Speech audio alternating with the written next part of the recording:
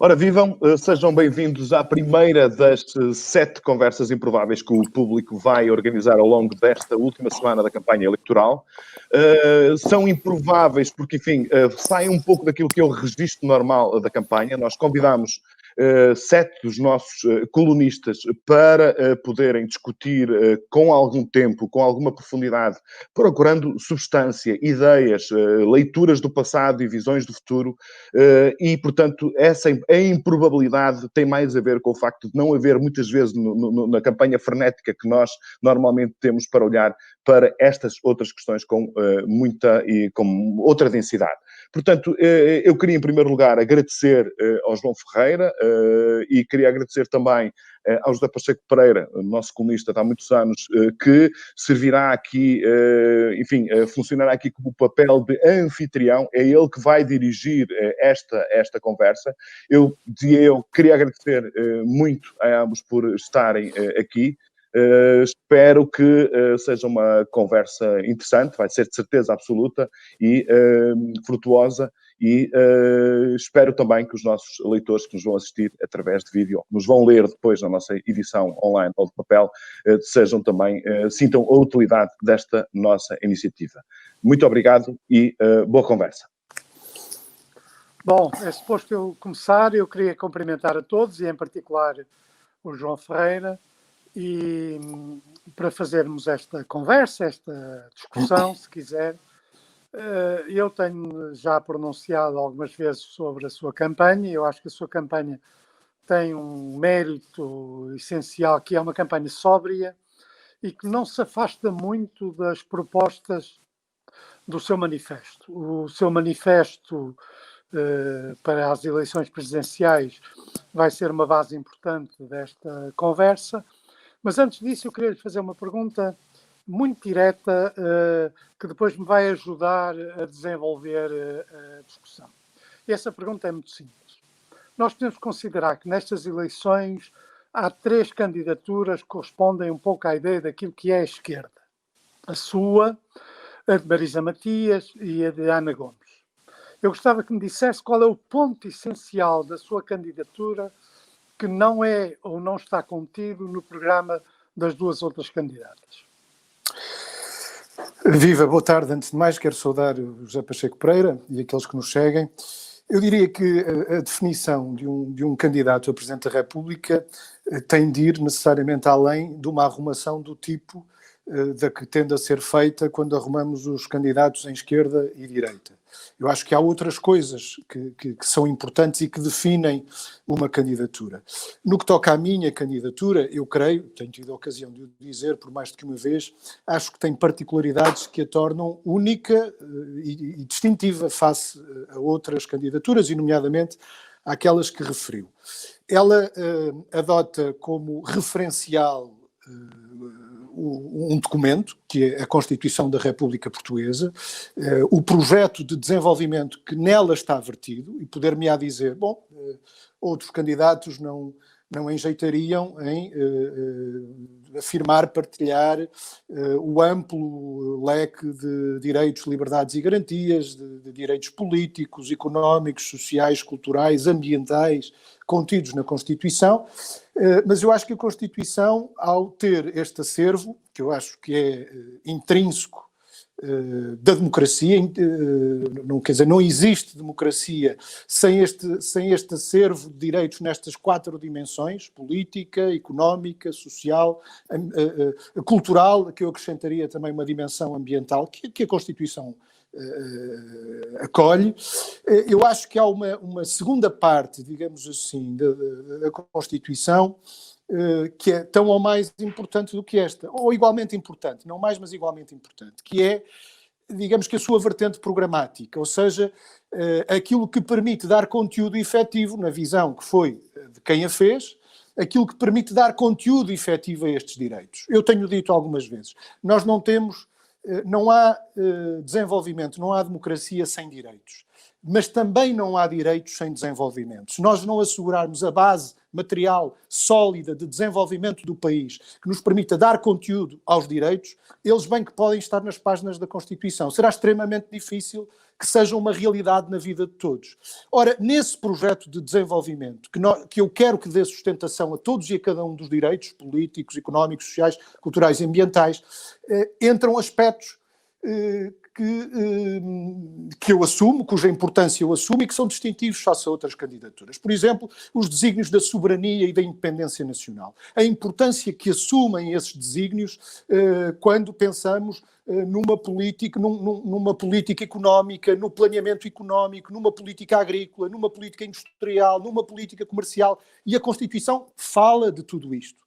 Dispõe objetivos para todas e cada uma destas políticas, assumindo em cada uma delas e de uma forma geral estes desígnios da independência e da soberania nacional como desígnios essenciais. Eu não vejo estes desígnios serem assumidos por outras candidaturas. Existiriam, não quero esgotar, porque existiriam seguramente outros aspectos que poderíamos abordar. Eu tenho-os evitado no sentido em que tenho procurado afirmar esta candidatura sobretudo pela positiva, e acho que nessa afirmação pela positiva também acaba por se fazer uma distinção face a outras candidaturas. Creio mesmo que talvez seja esse hoje o aspecto mais distintivo face às outras duas candidaturas que referiu, ou seja, a centralidade que na minha ocupam as questões nacionais, as grandes questões nacionais, mais do que questões e protagonistas de conjuntura, as preocupações dos portugueses, as dificuldades que enfrentam no seu dia-a-dia e a forma como o Presidente da República, no exercício dos seus poderes, pode contribuir para superar disso.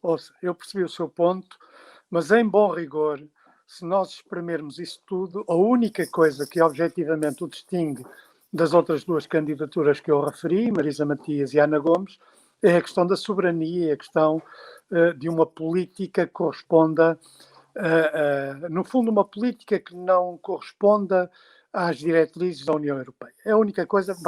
Mais não é única, eu acho que talvez não tenha espremido tudo. Diferente. Talvez não tenha espremido tudo. Mas essa é indiscutivelmente uma questão de grande importância. Aí temos uma diferença e vamos já discuti-la mais à frente. Agora vamos ao seu manifesto, ao seu documento essencial de candidatura, que não se limita apenas a falar da Constituição.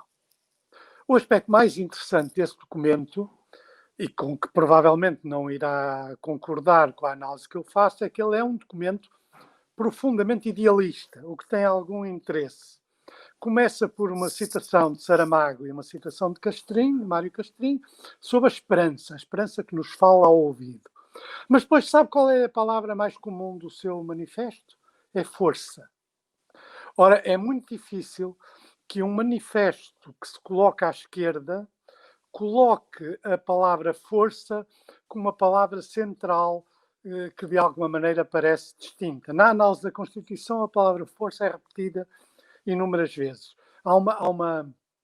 Eu percebo o sentido. O sentido é um sentido de que essa força é dada por um movimento popular que de alguma maneira apoia ou condiciona a sua candidatura. Mas a caracterização desse movimento pela expressão força é, do meu ponto de vista, puramente idealista. E depois tem uma série de contradições. Vamos à primeira das contradições, que aliás é uma contradição entre os objetivos ecológicos do seu programa e a defesa, no fundo, de um projeto de reindustrialização nacional. Porque uma das coisas que está na base é a ideia de que há uma destruição do tecido produtivo e nós sabemos que a destruição desse tecido produtivo faz-se essencialmente, ou fez-se essencialmente, nas grandes indústrias, nos grandes conglomerados industriais. Como é que é compatível uma defesa de uma reindustrialização com as preocupações pelo ambiente que o seu manifesto refere? Isso é, em todo o mundo e em todas as circunstâncias, contraditório. Não creio até que é a melhor demonstração de como essa declaração e a visão que contém não é tanto idealista, mas é, ao contrário, profundamente materialista. Já vou aí, não quero deixar de dizer alguma coisa sobre a questão da força. Nós estamos colocados perante uma situação, enfim, como imagina, alguém que, como eu, pretende transformar a vida, transformar o país, tenha de pensar, de cuidar, de mobilizar as forças que são necessárias para essa transformação. Entre essas forças está, evidentemente, a força popular, a força do movimento popular. Mais do que convocá-lo, porque ele é necessário para essa transformação, significa um reconhecimento que no curso da história tem essa força do movimento popular. Quanto à suposta contradição, que eu acho que não é uma contradição, é uma recusa de uma visão idílica, essa sim, idealista, da questão ambiental, tendo a olhar para a questão ambiental como desligada de tudo o resto. Ora, as sociedades modernas, repousam sobre setores industriais que Por asseguram... exemplo, o caso da Galp, do seu ponto de vista... Eu vou lá. A Galp devia manter as refinarias que tem. Sim, as sociedades modernas, e há certamente aí uma transformação a fazer, mas não é uma transformação que se possa fazer de um dia para o outro. Dependem da atividade industrial. Aliás, o homem e as sociedades humanas vivem da transformação daquilo que encontramos à nossa volta para satisfazermos necessidades. Essa transformação, desde sempre, causou impactos na natureza. Nós precisamos, em dados períodos históricos menores, em períodos históricos como aquele que estamos a viver, são impactos brutais que podem, em última instância, pôr em causa equilíbrios ecológicos sobre os quais repousa a vida na Terra tal como a conhecemos. Agora, isto não faz desaparecer a necessidade de nós satisfazermos, encontrarmos uma forma de organização da economia e da sociedade que nos permita satisfazer necessidades, fazendo-o em equilíbrio com o ambiente e com os seus recursos, com a natureza e os seus recursos. Isso é um bocado retórico, porque todos nós não é retórico. A reindustrialização. Uma das características das grandes indústrias e o que está implícito no seu manifesto não é o regresso de pequenas unidades industriais, é o regresso a um país industrializado que, aliás, corresponde às posições do PCP. Mas ao Pacheco Pereira, repare, em que é que isso, por exemplo, afeta as nossas obrigações nos tratados internacionais do controle das emissões? Deixe-me só concluir esta ideia. Nós não deixamos de depender de indústria pesada, por exemplo. Agora, a questão há uma questão primeira que é o desenvolvimento científico e tecnológico abre-nos possibilidades, meios, recursos de diminuir significativamente o impacto desse tipo de indústrias. Em que áreas da indústria pesada é que nós deveríamos Deixe-me desenvolver a ideia. Só para clarificar. Deixe-me só concluir esta ideia. Pesada deveríamos apostar. No processo de reindustrialização que defendo e que é necessário, ele tem de ser feito em moldes que tenham em conta a minimização dos impactos dessa indústria sobre a natureza. Nós não vamos pensar numa reindustrialização feita nos mesmos moldes em que foi feita a industrialização há um século atrás. E indústria pesada. Não, nada disso. Exatamente o contrário. Nós estamos confrontados com a necessidade, uma das coisas que nos trouxe o neoliberalismo, foi um alargamento perfeitamente insustentável dos ciclos de produção e de consumo.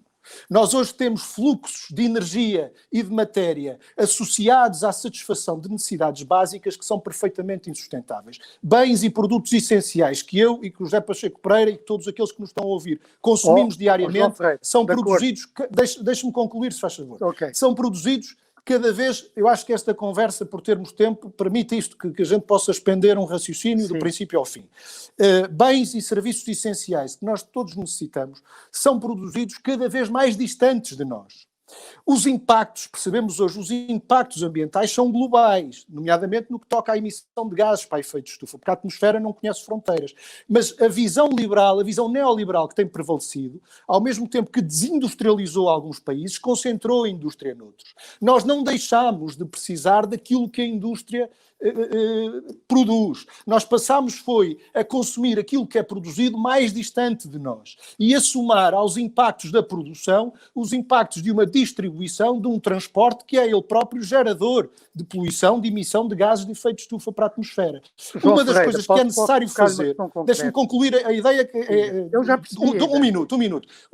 Não, porque é exatamente, eu situo-me antagonicamente face àquilo que aqui presumiu como a minha posição, que era a defesa da agricultura intensiva e da indústria pesada. Nós precisamos de, encurtando ciclos de produção e de consumo, dando um outro valor à produção e ao consumo locais, relocalizando unidades de produção e cadeias de valor, garantir uma mais adequada distribuição dessas cadeias de produção, dessas unidades de produção, por razões económicas e sociais, para criarmos emprego, para criarmos desenvolvimento, mas também por razões ambientais, porque estaremos em condições, se o fizermos, de darmos um outro peso no que toca à agricultura, por exemplo, não à agricultura intensiva, mas exatamente o contrário, à agricultura de mais pequena escala, valorizar a agricultura familiar e o seu papel no desenvolvimento do mundo rural, a unidades industriais que não têm de ter a dimensão que hoje têm muitas delas. E, portanto, perceba que isto não é contraditório, pelo contrário. Não, o problema é que isso é em grande parte abstrato. Quando nós falamos de desindustrialização em Portugal, falamos de quê?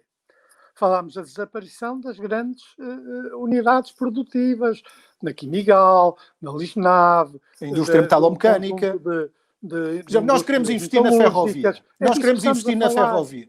Estamos a falar, por exemplo, de um investimento na ferrovia, que é um investimento estratégico do ponto de vista ambiental. Não, é esta coisa mesmo. Nós queremos investir na ferrovia. A ferrovia precisa de indústria. Onde é que vão ser feitas as carruagens? Onde é que vão ser feitos os carris? Bom, nós podemos comprar esses carris, essas carruagens à Alemanha e as locomotivas à Alemanha. Que possa impedir o aumento do peso em termos de ecológicos de um processo de reindustrialização. Mas vamos a outra... José Pacheco Pereira, nós queremos energias renováveis. Muito bem. Precisamos de dínamos para as barragens, precisamos de dínamos para as eólicas. Onde é que eles vão ser feitos? Não caem do ar. Não caem do ar. É a indústria metalomecânica que os faz. Nós queremos comboios a circular no país. Onde é que vão ser feitos os comboios? Nós temos duas opções. Onde aconteceu? Espera. Deixou de haver vales dos rios em todo o norte de Portugal, principalmente. Bem sei. E deixou de haver paisagens que incluíssem comiadas das montanhas. Bem sei. E é por isso. A qualidade da vida e do ambiente implica prudência. Eu não estou a dizer que se passe do 0 para o 100 ou vice-versa. Estou a dizer que essas coisas têm custos. E quando se apresenta no nosso caso, que tem pontos que, de um certo ponto de vista, do meu ponto de vista, são contraditórios, não se pode escapar a esses custos. Mas eu espero ter-lhe demonstrado que não são contraditórios, porque eles conciliam uma preocupação económica e social com uma preocupação ambiental. Quando eu digo que quero comboios a circular no país, eu não me abstraio, não tenho a visão idealista, essa sim, de achar que os comboios caem do ar. Eles resultam de indústria metalomecânica pesada, que Portugal já teve. Que Portugal tem condições para voltar a ter, tem o saber ainda, apesar de tudo, ainda o saber fazer para poder produzir as composições que circulam nas nossas linhas. Muitas delas são já antigas, mas foram produzidas em Portugal ainda. Hoje, se quisermos comboios, deixe-me só concluir, se quisermos comboios, e se não criarmos as condições para termos esta indústria também, vamos comprá-los à Alemanha, onde a indústria não desapareceu, nem a indústria de comboios, nem a produção de dínamos para eólicas ou para barragens. Com a diferença que perdemos o emprego cá e o impacto ambiental é o mesmo, porque a atmosfera, não conhecendo fronteiras, fica lá tudo na mesma. Já percebi o seu ponto de vista nesta matéria. Vamos à pandemia e à situação do Covid. O PCP e o João Ferreira têm sido críticos, e são críticos também no manifesto, do uso do estado de emergência. A questão que eu queria colocar é como é que, sem o uso do estado de emergência, seria possível, em termos constitucionais, fazer uma grande parte dos confinamentos que são exigidos. Como é possível? Não é melhor do ponto de vista constitucional que haja um suporte no estado de emergência para muitas das medidas de confinamento? Creio que não. Creio que, do ponto de vista constitucional, há até um risco resultante da banalização de uma situação de exceção que tende a suspender preceitos constitucionais. Um exemplo concreto como é que era possível, por exemplo, fechar determinadas empresas, impedir... Como é que era possível sem o estado de emergência? Bom, acho em primeiro lugar nós termos uma visão abrangente das medidas que são necessárias de tomar para combater a pandemia. Há medidas que implicam restrições e condicionamentos, por exemplo, no que toca aos contactos sociais. Há outro tipo de medidas que não têm que ver diretamente com isso. Há medidas de natureza diversa. Como é que as impede ou trava sem aceitar que a Constituição tem medidas para isso, que são o estado de emergência. Nós conseguimos, no primeiro período de confinamento, se nós olharmos para os dados de que hoje dispomos, relativamente, por exemplo, à mobilidade da população, nós constatamos que nós tivemos uma redução muitíssimo significativa dos contactos antes de ser decretado o estado de emergência. Mas o estado de emergência foi decretado e depois levantado no momento em que, do ponto de vista do risco de transmissão, do número de casos de infectados, das cadeias, a situação era pior quando ele foi levantado do que quando foi decretado. Isto demonstra o quê, do meu ponto de vista?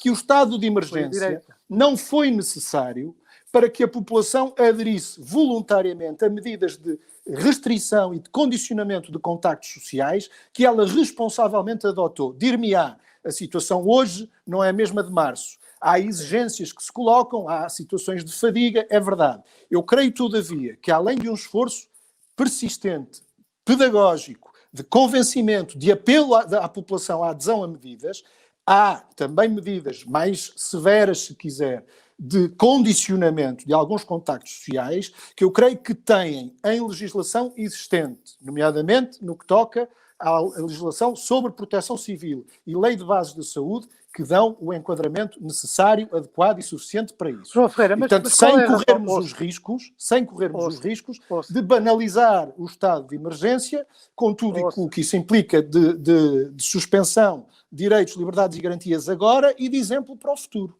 Ouça. Que é uma coisa que eu não desvalorizo. Não, eu também não desvalorizo e não me parece que o estado de emergência, como tem sido aplicado, diminua significativamente direitos, principalmente direitos políticos, como se tem visto.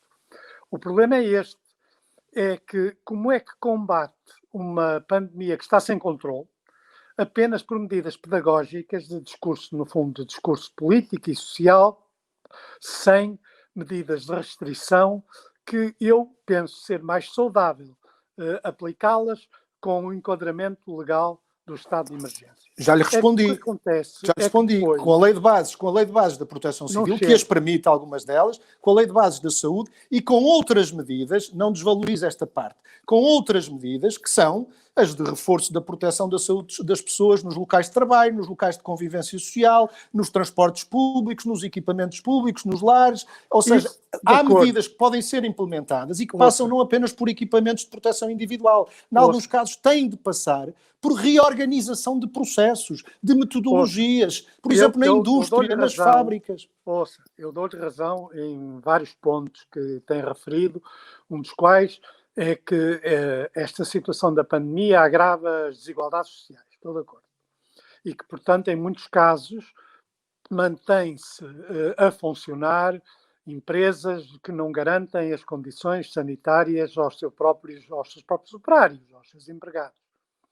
Mas isso é um aspecto que justificaria uma discussão de per si e eu não tenho aí grande diferença em relação ao que diz, nem ao que dizem outros candidatos sobre essa matéria. Agora vamos ao papel da Constituição e uma das afirmações implícita no seu manifesto é que as Forças Armadas têm visto o seu papel constitucional pervertido. Isso é uma referência à OTAN, ou à NATO, como se quiser chamar, ou o que é que isso significa na prática? Sim, significa que aquela que é a missão constitucional das Forças Armadas, que é assegurar a defesa do território nacional, assegurar a independência nacional, de facto foi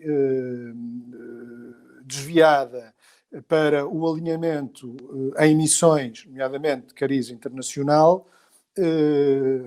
que não encontram nem justificação, nem respaldo naquilo que é o espírito e a letra da Constituição da República, designadamente no que toca à participação em missões de cariz agressivo da NATO, que, como sabemos, é algo que a Constituição da República preconiza no seu artigo 7º relativo às relações internacionais, uma dissolução dos blocos político-militares. Não houve... Há um ou outro caso que pode ser controverso e podemos discutir, como no caso das intervenções nos Balcãs. Mas a maioria das missões das Forças Armadas tem cobertura institucional das Nações Unidas e tem um papel humanitário em África em particular, e, portanto, eu penso que não está a contestar essas missões. Não estou a contestar todas as missões. Estou a contestar, eu refiro-me particularmente às missões no quadro da NATO, que não têm uma natureza humanitária. Pelo contrário, o exemplo que referiu dos Balcãs é disso bem elucidativo. Mas toda a subjugação de opções, por exemplo, no domínio do equipamento, das prioridades, no que toca a prioridades, pensadas não em função do que é essa missão estratégica das Forças Armadas, constitucionalmente atribuída de defesa do território nacional, de defesa da nossa independência, com os reflexos que isso tem, por exemplo, ao nível da nossa zona económica exclusiva, e a reorientação dessas prioridades, desses esforços, desse reequipamento para um quadro que é determinado, seja ao nível da NATO, seja em parte também ao nível da União Europeia, não tem contribuído para suprir carências que as Forças Armadas evidenciam e nem, como digo, para o cumprimento da sua missão constitucional. Inteiramente à realidade. Por exemplo, no que diz respeito à defesa da zona económica exclusiva, muitos dos grandes investimentos que foram feitos nas Forças Armadas têm esse objetivo. Mas, pronto, já percebi o seu ponto de vista. Agora, em bom rigor, tendo em conta até o papel que o Presidente da República tem em relação a estas matérias, entendo que Portugal deve sair da NATO. Sim ou não? É muito simples isto. Eu entendo que, tal como entende a Constituição da República, Portugal se deve movimentar no plano internacional tendo em vista uma dissolução dos blocos político-militares. Isso pode ser articulado com essa decisão do país. Agora, a saída de Portugal da NATO não dissolve automaticamente a NATO. Eu acho que Portugal deve trabalhar no plano internacional para uma dissolução dos blocos político-militares. Portanto, Esse objetivo pode articular-se com uma decisão desse tipo. A resposta vai além daquilo que me pergunta, porque eu acho que também a Constituição vai além. Um aspecto de política externa, para além de uma questão de política interna, que é a pertença à aliança. Portanto, como Presidente da República, atuará no sentido de pôr em causa esta aliança que Portugal tem há muitos anos e que tem uma história complicada, não é por aí que eu vou, e depois, do ponto de vista internacional, combater a existência de blocos agressivos é outro aspecto de política externa que vamos discutir mais à frente. Agora, em relação àquilo que realmente a sua candidatura é diferente das outras, para além da retórica política, estou a dizer retórica política sem sentido pejorativo, é a questão da União Europeia. Do seu ponto de vista, Portugal deve sair da União Europeia? Nunca o afirmei, nem o defendo. Eu acredito profundamente num processo de cooperação entre Estados na Europa, até de integração também, é uma dimensão de cooperação que deve ter integração, que admite integração, mas um processo erigido em bases que são bases distintas daquelas sobre as quais se erigiu a União Europeia. Desde logo, no facto de ser um processo de integração e de cooperação entre iguais, entre Estados soberanos e iguais em direitos. E não um processo onde haja lugar à imposição por parte de Estados mais poderosos de opções e orientações contrárias aos interesses de outros Estados menos poderosos.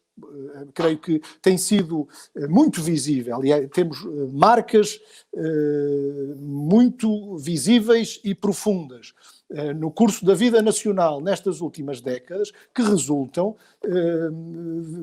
da imposição a Portugal de orientações, de políticas, de caminhos que se vieram a revelar prejudiciais. Isso significa, João Ferreira, significa, percebi o seu ponto de vista, que não é contra que Portugal saia da União Europeia, o que entende é que o seu funcionamento gera desigualdades entre os Estados mais poderosos e os Estados menos poderosos, o que significa que no plano político, económico e social, Portugal é prejudicado pela presença na União Europeia. O Primeiro-Ministro dizia há não muito tempo que a Alemanha teve um bónus com o euro. Bom, a questão é que há quem pague esse bónus cotidianamente, há quem lhe esteja a pagar. Portanto, o seu esse bónus. Ouça, é a chamada bazuca, enfim, estas medidas são tomadas no contexto, que são medidas que em nada põem em causa muitas características da política geral da União Europeia e da Alemanha em particular. desse ponto de vista, essas medidas vêm com condições e limitações. Devem-se aceitar com essas condições e limitações ou não? Deixe-me explicar-lhe uma coisa. O funcionamento do processo de integração, os seus principais instrumentos, o mercado único, a livre concorrência no mercado único, a moeda única, as políticas comuns, têm sido, ao longo dos anos, instrumentos geradores de divergência. Creio aí que até há alguma concordância entre nós. Ou seja, têm promovido não a desejada e prometida convergência no progresso, a harmonização no progresso, mas um acentuar de desigualdades entre países. Moeda única, mercado comum, mercado único, livre concorrência entre partes desiguais no mercado único e as políticas comuns. Essa é a dinâmica natural do processo. Aliás, isso estava previsto. Estava previsto, por exemplo, quando se decidiu instituir uma política de coesão, num dado momento do processo de integração, cujo objetivo inicial era mitigar essas desigualdades, garantindo que elas não chegam a um ponto de ruptura, a um ponto insustentável. O orçamento da União Europeia, tipicamente, comporta essa dimensão de resposta a desigualdades que não podem atingir pontos de ruptura, pontos insustentáveis. Portanto, do seu ponto de vista, mas não são... a política de combate às desigualdades e a favor da coesão social da União Europeia existe, mas não é suficiente. Passa pelo orçamento, passa por instrumentos financeiros como o orçamento da União Europeia, que tem que ver reforçada a sua função redistributiva, mas não passa só por aí. Passa mas sabe também... o que é que isso significa? Significa que o orçamento português, que o Parlamento português deixou de ter capacidade orçamental, que é decidida fora de Portugal. Decisão, aliás... Mas essa é justamente uma das críticas que eu faço. Em Portugal, em nenhum lado. Mas essa é justamente uma das críticas que eu faço e na qual creio que convergimos. Ou seja, durante os últimos anos, eu diria na última década, criou-se um quadro de constrangimento tal à ação dos Estados, ao exercício de funções que os tratados não atribuem sequer à União Europeia, mas aos Estados, criou-se um quadro de constrangimento tal a partir da União Europeia que põe em causa, em última instância, a própria democracia, já no plano meramente formal, que um orçamento de Estado, cuja responsabilidade, de acordo com a nossa Constituição, é do Parlamento Nacional, é a Assembleia da República que o deve discutir, elaborar, aprovar. Tenha de ir, antes de ser discutido e votado pelos nossos deputados, tenha de ir ao carimbo prévio de uns burocratas de Bruxelas, diz muito do ponto de degradação a que se chegou no funcionamento deste processo de integração. E aí creio que é a área na qual estamos de acordo. O que eu estava a dizer sobre isso, e eu penso que isso é a única coisa que é a coisa central que distingue a sua candidatura das outras candidaturas de esquerda, chamemos assim. Simplesmente é preciso, talvez, mas isso é um problema seu e da sua candidatura, clarificar aquilo que, como presidente, fará ou não fará sobre essa matéria, porque, como sabem, é uma matéria particularmente sensível. Eu guardei para esta fase final da discussão as questões que têm a ver com o PCP. O João Ferreira é militante do PCP, presumo que não fará aquilo que outros militantes partidários fizeram quando se candidataram à presidência da República, que é suspender a participação. Presumo que não fará. Não a suspendi até agora. Não, está bem. Está a perguntar no caso de vir a ser eleito. Imagino que ganhe as eleições. Suspende ou não suspende? Não foi questão que não considerei até agora. Pronto, muito bem. Como militante do PCP, o João Ferreira é marxista-leninista. Sim. Muito bem. Ao menos aí está. Isso significa que é a favor de uma determinada ideia de revolução. O PCP apresenta-se como um partido revolucionário. Isso significa que o João Ferreira, como membro do PCP e marxista-leninista, defende um determinado conceito de revolução. Esse conceito de revolução tem características próprias.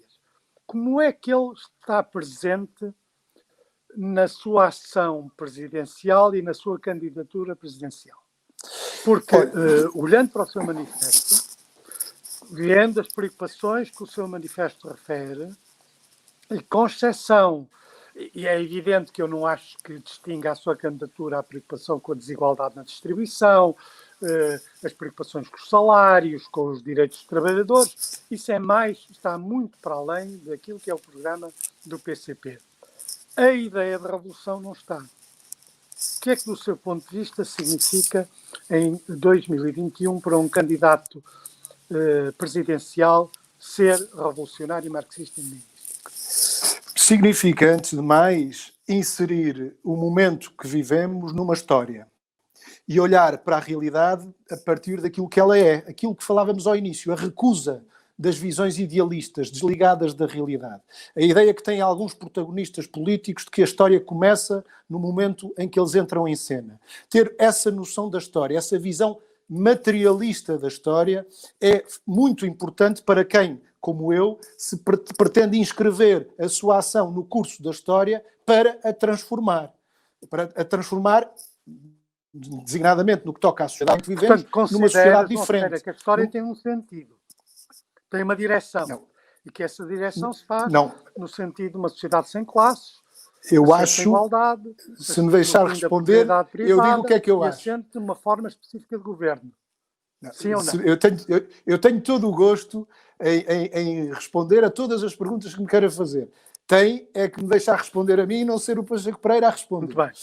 Volto a dizer, a defesa dessa visão marxista, materialista, se quiser, começa por aí, por inscrever o momento que estamos a viver num processo histórico mais amplo. Compreender esse processo histórico, compreender as formas de transformação da sociedade que ao longo da história tiveram lugar. Compreender, para alguém como eu que defende, para alguém como eu que defende uma transformação sob vários pontos de vista radical na forma como organizamos a sociedade e a economia, nos objetivos para os quais orientamos a organização da sociedade e da economia, ou seja, uma sociedade e uma economia orientada para a satisfação das necessidades das pessoas, para o bem comum e não para as necessidades de acumulação de uma ínfima minoria. Para quem, como eu, se bate por uma sociedade deste tipo, isto exige, olhando para as experiências do passado, olhando para a relação de forças sociais hoje existentes na nossa sociedade, exige essas transformações profundas que podem assumir naturezas diferentes. Nós tivemos, num período histórico... João Ferreira, dê-me exemplo, ouça. Era aí que eu ia entrar. Nós vivemos ainda um período histórico. Que começa no século XIX e vai até hoje. Quais são os momentos dessa história, exatamente porque a reclama, quais são os momentos de transformações decisivas dessa história? A Revolução, por exemplo. Era aí que eu queria ir. O 25 de Abril. Nós vivemos ainda uma revolução inacabada. Nós vivemos, em Portugal, uma revolução inacabada. O 25 de Abril é uma revolução recente. Isso é como? Revolução de facto. Foi um momento em que se acorreu aos alicerces do Estado e os transformámos radicalmente, profundamente. A expressão disso é a nossa Constituição da República, que lança em bases profundamente democráticas a edificação de um novo Estado, que contém uma dimensão de direitos políticos, económicos, sociais, culturais, que são indissociáveis de uma visão de uma democracia avançada. Ora, sucede que essa revolução está inacabada, e que se iniciou num dado momento... Diga. Democracia avançada é a proposta que o PCP e Álvaro Cunhal fez para substituir a expressão ditadura do proletariado, sendo não é rigoroso, não é rigoroso. Formal. Não é rigoroso. Desculpe, mas não é rigoroso. A proposta de democracia avançada, desculpe lá.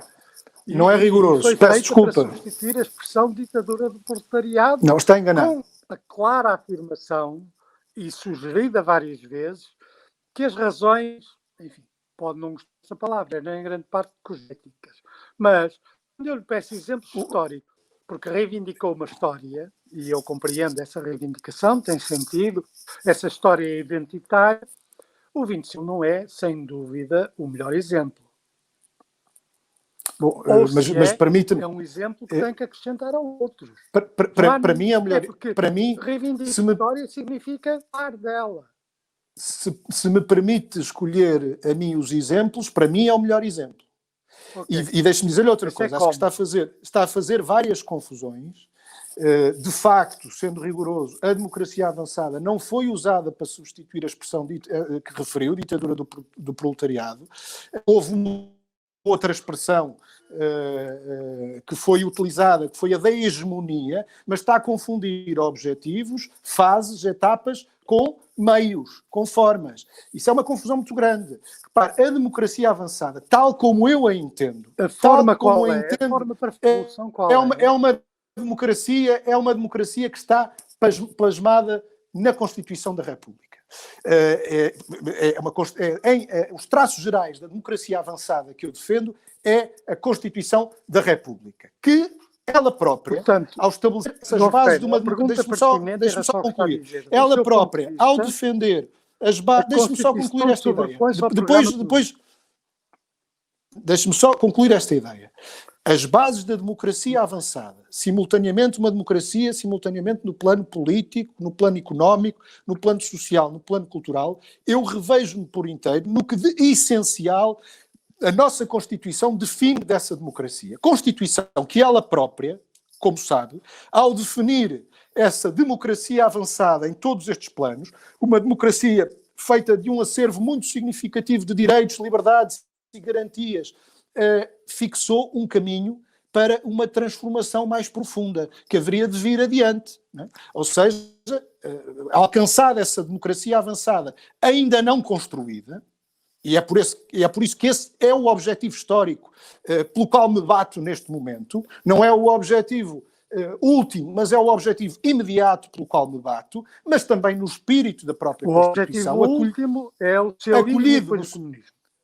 Acolhido no preâmbulo da Constituição, veja lá que até nisso eu me revejo na Constituição, não apenas naquilo que são os seus fundamentos, os alicerces que ela lança de uma democracia avançada nestes 4 planos, político, económico, social e cultural, mas até no caminho que ela própria decidiu estabelecer, ou quem a fez, decidiu estabelecer no seu preâmbulo que aquilo era parte, aquela democracia avançada, tinha como horizonte, tinha como perspectiva uma outra sociedade, até aí eu me revejo na Constituição. E também eu tenho essa perspectiva de uma outra sociedade. Uma vez realizada a democracia avançada, no seu entender, como é que se passa para o socialismo? Porque sendo marxista-leninista, por exemplo, dá um papel importante à violência.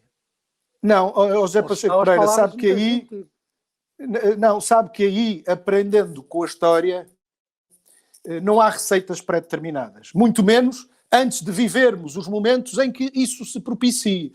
É com o curso da história, é com as particularidades de cada experiência histórica, de cada país e de cada povo, que essas soluções surgirão. Foi pela força que nós fizemos o 25 de Abril. Foi pela força que foi necessário derrubar um regime iníquo, fascista. Sim, mas havia uma ditadura. Foi pela força que instauramos. É verdade que foi pela força que instauramos os fundamentos de uma sociedade e de um regime democráticos. Eu não reconheço nem defendo, nem advogo modelos. Sim, uma democracia imperfeita, mas uma democracia. Uma democracia imperfeita, muito longe ainda da democracia que está contida, do projeto de democracia que está contido na nossa Constituição. Dessa democracia avançada, simultaneamente naqueles 4 planos. Eu acho que não há, mas para o sossegar, eu acho que não há receitas nem modelos pré-determinados. É o curso da história, é a nossa experiência e é a vontade, deixe-me só concluir, e é a vontade das pessoas. Não, deixe-me só dizer isto, eu prefiro ir para o futuro. É a vontade das pessoas, é sobretudo a vontade das pessoas. Porque é isso. Mas agora o que eu digo eu. O que o Pacheco Pereira acha que deve dizer o marxista-leninista é aquilo que o Pacheco Pereira acha que deve dizer o marxista-leninista. Que já foi, mas agora não é. Eu que sou. O Pacheco Pereira já foi, não é, e dirá o que acha que o marxista-leninista deve dizer. Aquilo que eu sou e que eu defendo, digo eu, se não se importa. E aquilo que eu defendo é que deve ser cada povo, de acordo com a sua vontade. E a vontade aqui é uma questão essencial em democracia, e eu defendo a democracia, uma democracia avançada. Sim, e a força que esse povo tenha também para construir essa sociedade nova. Mas eu não tenho nenhuma visão de importação, de defesa, de modelos, de experiências que tenham sido experimentadas ou vividas onde quer que seja. Onde quer que seja. Pelo contrário, algumas delas, eu afasto-me delas até. Porque acho que não há receitas pré-determinadas para transformações que neste momento, quer dizer, temos que reconhecer que não estão ali ao virar da esquina. Neste momento, aquilo que nos importa, neste momento, e este momento é um período histórico razoavelmente alargado, aquilo que nos importa, que nos deve mobilizar, não é só aos comunistas, a muitos e muitos democratas, é concretizar esta democracia avançada de que fala a nossa Constituição, simultaneamente nos planos político, económico, social, cultural, eu até acrescentava o ambiental, e concretizando essa democracia, depois encontraremos melhores condições para fazer o que falta e aquilo que desejarmos fazer. Eu percebi. Essa maneira de tratar a Constituição é muito especial, mas deixemos isso para uma outra altura. Eu gostaria de fazer um conjunto de perguntas muito concretas sobre situações atuais que envolvem, de alguma maneira, a rede de contactos e de relações internacionais do Partido Comunista e que têm a ver com circunstâncias do presente.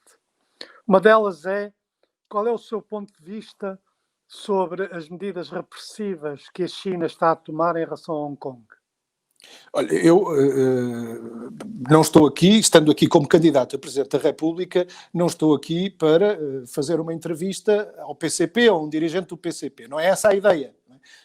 Eu acho que há aspectos, compreendi, por isso lhe respondi às questões que me colocou anteriormente sobre o que são as minhas visões de uma forma mais geral sobre a democracia que defendo. Sim, mas o Presidente da República pronunciar-se contra a repressão. Não, eu adoto... externa sendo na luta contra a repressão. Como Presidente da República, como candidato a Presidente da República, e eu situo-me na resposta à sua pergunta, na posição que eu entendo que um Presidente da República deve ter, como Presidente da República, eu revejo-me por inteiro no que são as disposições do artigo 7º da Constituição no que toca às relações internacionais. Mas não me respondeu se condena a Não, mas se me não interromper eu respondo. Se me não interromper eu respondo. Que são o respeito pela soberania e pela independência de cada Estado, o princípio da não ingerência em assuntos internos de outros Estados, o respeito pelo direito internacional, como regras de convivência, regras básicas de convivência entre as nações. Eu defendo que cada país deve livremente poder determinar o seu destino e defendo também... Mas isso não se aplica a um país. Defendo, não me interrompa, porque escusa de fazendo a informação... A afirmação, antes de eu concluir a resposta, verá que a afirmação é desnecessária. E defendo no meu país, como em todos os outros do mundo, porque também disso é feito o artigo 7º da nossa Constituição, os direitos humanos, que a nossa Constituição acolhe, a Declaração Universal dos Direitos Humanos. Eu defendo-os aqui, a todos, não tenho uma visão restritiva que alguns têm dos direitos humanos, instrumental que alguns têm dos direitos humanos, que são invocados normalmente de forma restritiva para atacar este ou aquele país, esquecendo outras realidades onde temos um caminho a fazer também no que toca ao cumprimento dos direitos humanos. Eu defendo por inteiro, na sua integralidade, quer essa Declaração Universal dos Direitos Humanos, quer o acolhimento que a nossa Constituição faz dele, quer aquilo que ela preconiza sobre o que devem ser as relações internacionais de Portugal e o papel que o Presidente da República deve ter nessas relações internacionais. Isso significa que o João Ferreira acrescentaria a sua voz a vários Presidentes da República e dirigentes governativos da Europa na condenação do envenenamento e da detenção do principal dissidente russo, Navalny. Significaria que, em diversos momentos, eu não deixaria de atuar de acordo com esse artigo da Constituição para defender os valores que lá estão contidos, nomeadamente os direitos humanos. Muito bem. Por mim, agradeço-lhe a conversa que tivemos. Havia muito mais outras questões a tratar, mas penso que estamos no limite do tempo que nos foi atribuído. E boa sorte na sua campanha. Muito obrigado. Muito obrigado.